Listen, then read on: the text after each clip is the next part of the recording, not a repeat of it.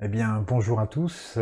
On se retrouve aujourd'hui pour un tuto enregistré d'une façon un peu particulière parce que j'ai très peu de temps actuellement, mais je tenais absolument à faire un tuto avant que le temps ne passe trop. Donc, on va faire une miniature YouTube tout en ligne ou quasiment, donc sans installer de logiciel avec donc le service en ligne Photopea. Je vous en dis un peu plus juste après le générique. À tout de suite.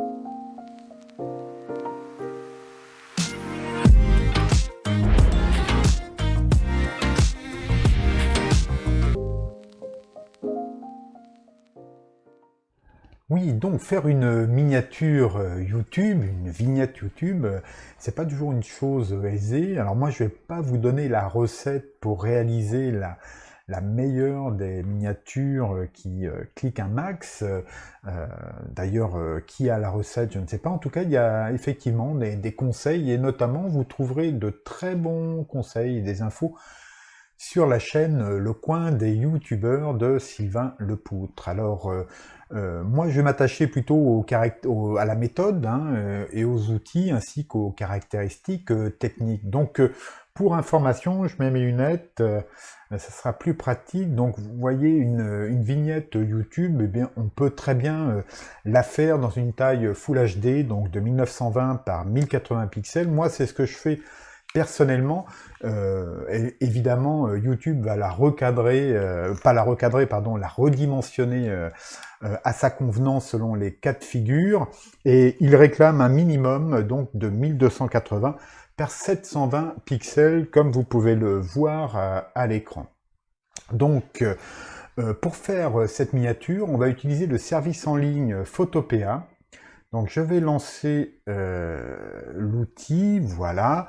Donc là, on se retrouve devant mon écran.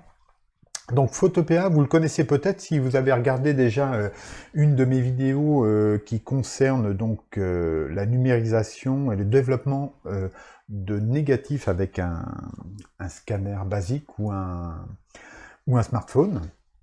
Donc, dans certains cas, j'ai utilisé ce logiciel pour faire les traitements et le développement du négatif. Donc ici, on va s'en servir pour créer l'objet graphique miniature, vignette YouTube. Et donc, pour commencer, une fois qu'on a ici été sur photopea.com, je vous mets le lien de toute façon en description, eh bien, il ne nous reste plus qu'à faire un nouveau projet. Alors, pardon.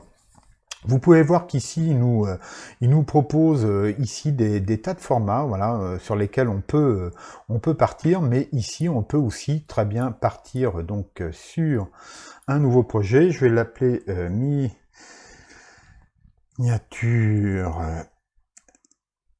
YouTube, voilà. Et puis, je vais lui donner donc les dimensions qu'on a vues tout à l'heure, c'est-à-dire 1920 par 1080 pixels. Voilà. Donc l'arrière-plan blanc, bon soit, je fais créer. Voilà. Et on se retrouve donc avec cet espace, donc 16 neuvième, dans laquelle on va pouvoir créer notre miniature. Alors, premièrement, je vais aller donc récupérer une image sur une vidéo, donc une vidéo que j'aurais préalablement tournée. Donc je vais aller par exemple ici, je vais lancer donc je vais utiliser l'outil VLC, qui est un lecteur gratuit et qui va nous permettre de faire une capture très facilement. Donc là, pardon, je vais, donc je relance, je mets en pause, et puis je vais chercher ici, dans cette vidéo, une image, voilà, qui va pouvoir donc servir à illustrer la vidéo. Et voilà, admettons que je prenne celle-ci, je suis pas forcément sous mon meilleur jour. Voilà, je vais regarder un petit peu par là. C'est pas évident de trouver une image qui nous satisfasse pleinement. Voilà, on va prendre cet air surpris. Et puis donc, je vais aller ici dans le menu vidéo et je fais prendre une capture d'écran. À partir de là, il m'a créé une image qui a été s'enregistrer dans mon dossier images donc de Windows, de mes documents images. Donc je peux retourner à présent sur Photopea et faire la chose suivante. Fichier, ouvrir et placer. Donc, à partir de là, vous voyez, je vais chercher l'image sur... Vous voyez, j'en ai même déjà une ici. Ben, tenez, je vais prendre celle-ci, elle m'a l'air plus sympathique. Voilà, donc, voilà, j'ai récupéré cette image-là. Et donc, qui vient parfaitement sur le fond de mon espace de travail. Hein. Donc, sélection auto, voilà. Alors, regardez ce que je fais ici.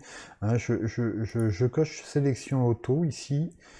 Et surtout contrôle de transformation qui me permet bon, voilà, de voir si je suis en sélection sur l'objet.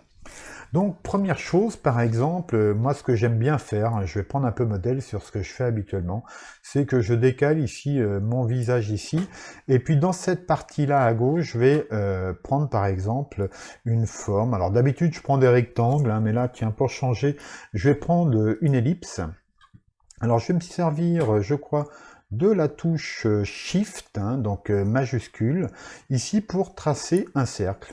Hein. Donc vous voyez que là, ce cercle donc, est de couleur rouge, mais on réglera ça par la suite. Et je vais d'ailleurs plutôt faire une ellipse, voilà, comme ceci. Et puis je vais aussi donc dézoomer. Alors pour dézoomer, vous cliquez ici sur l'outil zoom et avec la touche Alt, en cliquant, vous voyez, ça transforme en moins. Hein, et voilà, on peut zoomer, dézoomer de cette façon-là. Donc, je prends ici ma flèche de sélection et je vais pouvoir faire une petite rotation à mon ellipse comme ça. Voilà. Très bien. Donc, je reprends ici l'outil ellipse tout en sélectionnant cette ellipse et vous voyez qu'ici, je vais pouvoir changer la couleur. Hein. Donc, eh bien, je vais cliquer ici sur la couleur actuelle et puis, par exemple, bon, je vais chercher voilà, un orangé comme celui-ci et je valide par OK. Donc, voilà, là j'ai fait une première étape, si je puis dire, qui est de préparer le fond qui va accueillir finalement le texte de ma miniature YouTube. Donc, j'en parle, donc on le fait. Eh bien ici, je vais prendre l'outil texte, hein, et puis je viens ici. Alors, qu'est-ce qu'il me dit? J'ai l'impression qu'il n'est pas très content. Bon, je vais taper un texte. Oui, je ne sais pas ce qu'il me fait, en fait. Ah, il se sert de la forme pour mettre le texte. Alors, voilà, on va y aller en deux étapes. Voilà, je vais cliquer ici, hein, et je vais taper mon texte. Je le ramènerai ensuite sur ma forme. Donc, je fais tuto miniature YouTube. Voilà. Je prends ma flèche de sélection et je viens et je ramène ici mon texte. Et puis, vous voyez, je peux sélectionner. Alors, en appuyant sur la touche Shift, je vais pouvoir redimensionner ce texte de façon proportionnelle, hein, ce qui est préférable, puisque sinon, voilà, on risque de déformer le texte. Alors, là, j'ai une police qui ne me plaît pas beaucoup, donc je vais tout simplement en chercher une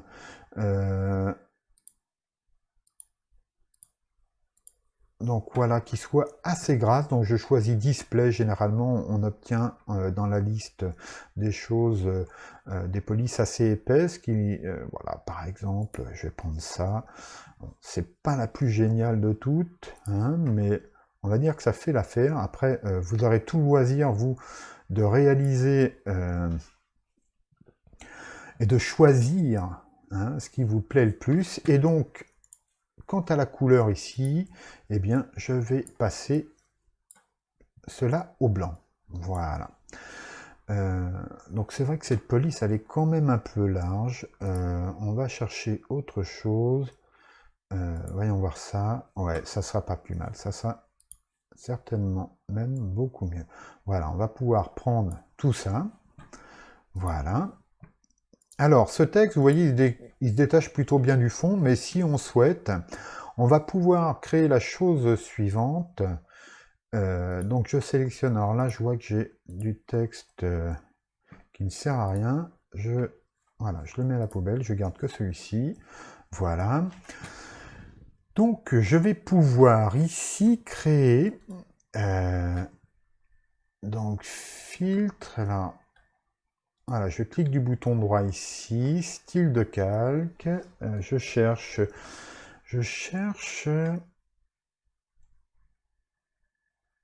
Alors, je suis désolé, hein, j'ai répété pourtant, mais voyez-vous,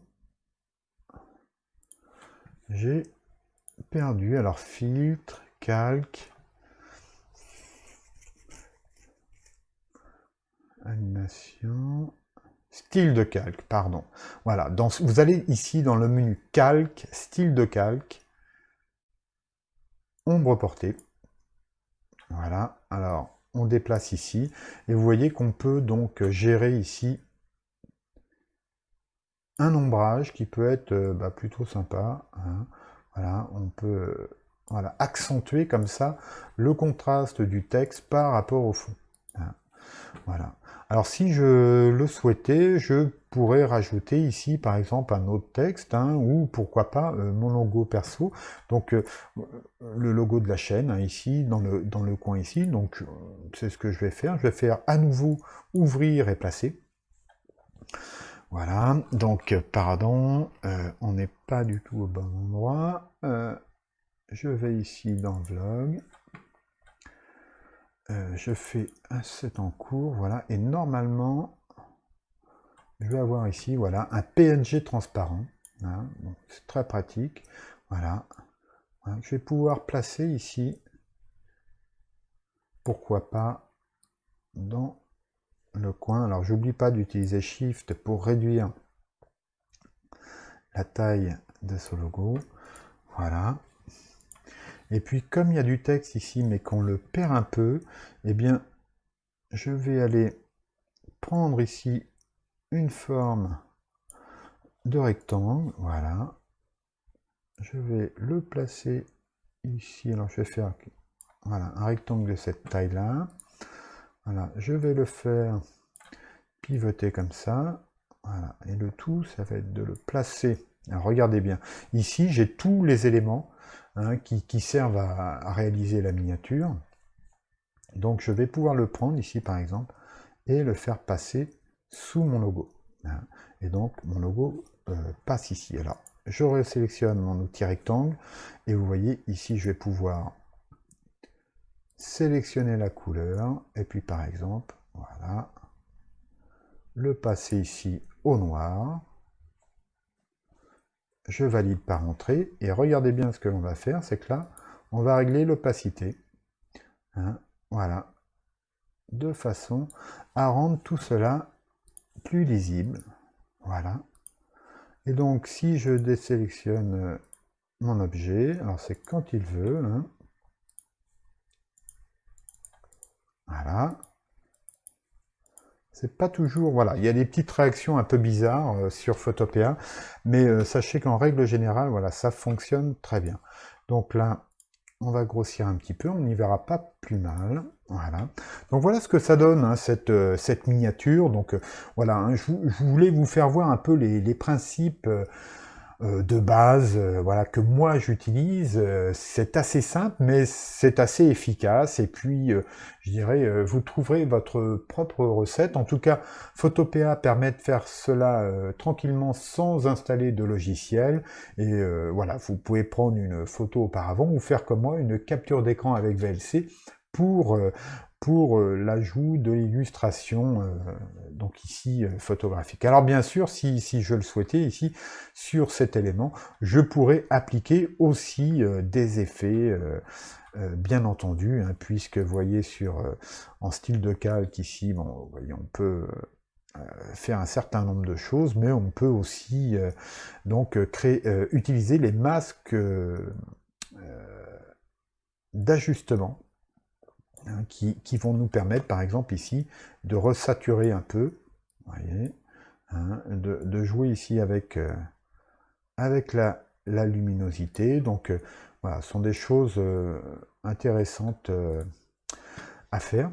hein, puisque là, vous voyez, on récupère un petit peu de dynamisme dans l'image. D'ailleurs, pour continuer dans ce sens, je vais ajouter calque, donc calque d'ajustement, les courbes. Alors les courbes, hein, en retouche d'image, c'est vraiment l'outil pratique et très utile par excellence. Voilà. Ouais, donc là, j'ai redonné un peu de contraste à tout ça. Et c'est tout de suite, voilà, plus sympathique. Bon, je pourrais fignoler. Alors, faut savoir que moi, je ne réalise pas les miennes dans Photopea, mais je tenais à vous faire voir cet outil. Je trouve ça plutôt sympa. C'est gratuit et disponible dès l'instant où on a un accès à Internet.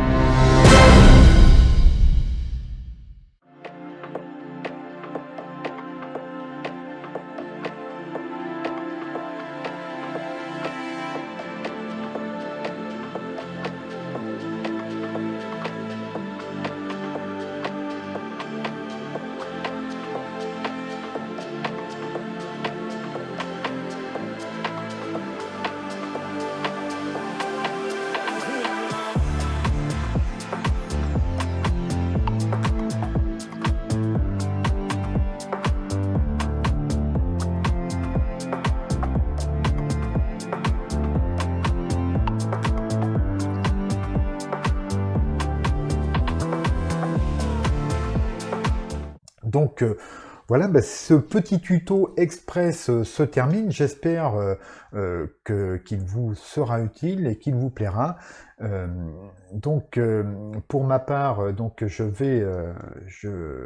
vous invite à me donner votre avis dans les commentaires, bien entendu, à me mettre un petit pouce bleu, voilà, ça me fait toujours plaisir. Et puis surtout, voilà, si vous découvrez cette chaîne, bah, n'hésitez pas à vous abonner, parce que même si là, voilà, j'ai eu beaucoup de travail qui m'ont empêché de publier des tutos ces 2 dernières semaines, voilà, je vais reprendre le cours des choses à partir de la semaine prochaine, et donc il va y avoir des choses intéressantes qui seront publiées.